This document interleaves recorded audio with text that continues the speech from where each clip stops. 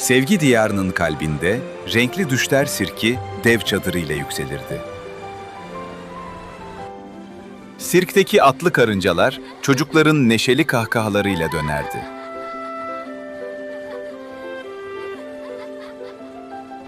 Merhaba çocuklar, bayramınız kutlu olsun. Bu sirkin en yetenekli ve en sevilen kahramanı Palyaço Pancar'dı. Evet çocuklar, hepiniz muhteşem bir gösteri için hazır mısınız? Pancar sahneye çıktığında binlerce çocuk heyecanla alkış tutardı. Yükseklerde kıldan ince bir ipin üzerinde dans ederek yürürdü. İpin altından turuncu alevler yükselir, herkesi hayrete düşürürdü. Elinde top yerine elma ve portakalları ustalıkla çevirir dururdu. Düşürdüğü her meyveyi çocuklar kapışarak afiyetle yerlerdi. Yakaladı. Çok güzel. Pandomim gösterileriyle hiçbir şey demeden herkesi çok güldürürdü.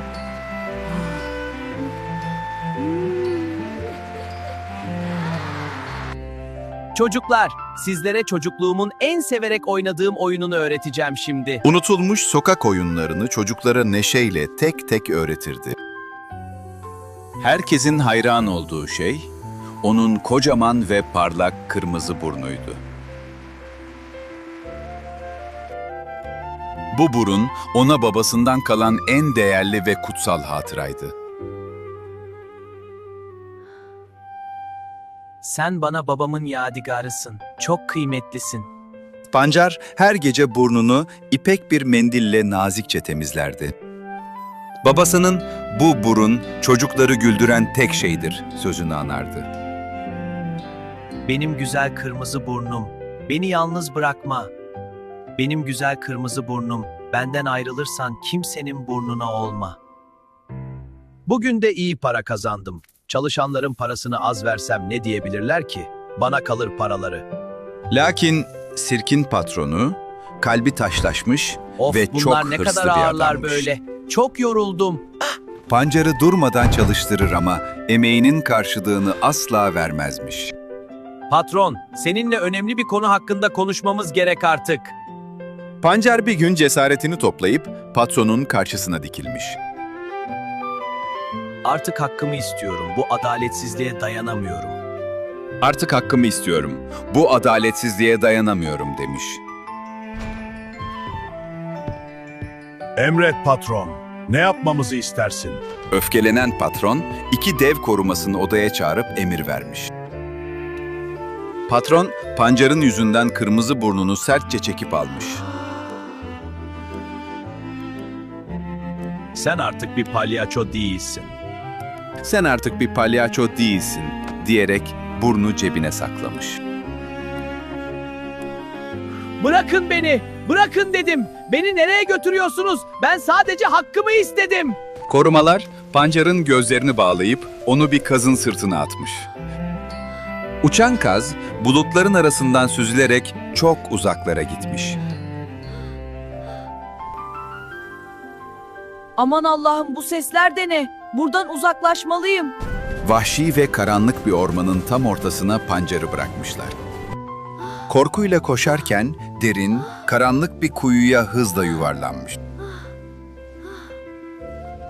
Aşağıda bir ejderha, yukarıda ise vahşi aslanlar bekliyormuş.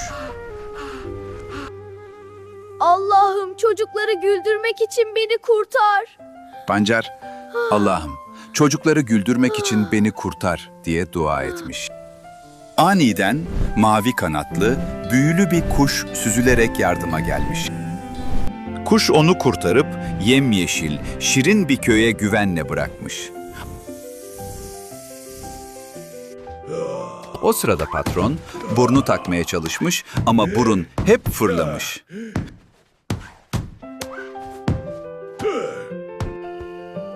Padişah bunu görünce çok sevinecek. Artık bize gülmeyen tek bir insan kalmayacak. Sirkteki iki soytarı burnu gizlice çalıp saraya götürmüşler.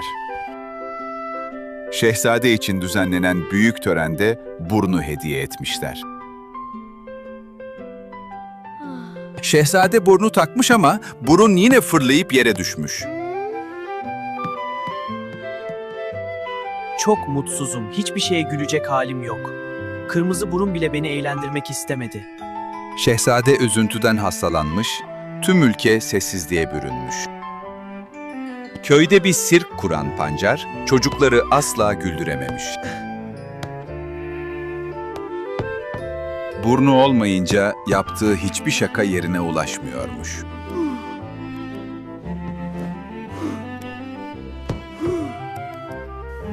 Ormanda yolunu kaybeden Pancar, aksakallı bir bilgeyle karşılaşmış. Bu kırmızı ipi takip et, o seni amacına götürür. Bilge ona, "Bu kırmızı ipi takip et, o seni amacına götürür," demiş. Pancar ipin peşinden dağlar aşmış, sarayın kapısına dayanmış.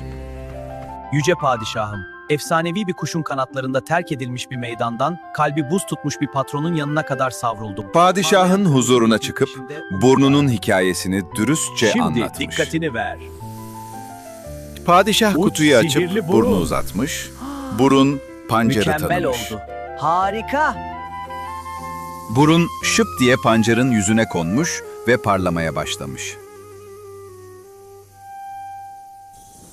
Pancar neşeyle zıplayıp şehzadenin önünde taklalar atmış.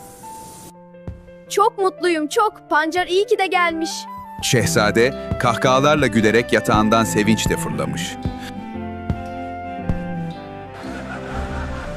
Tüm saray halkı gülmekten yerlere yatmış, keder dağılmış.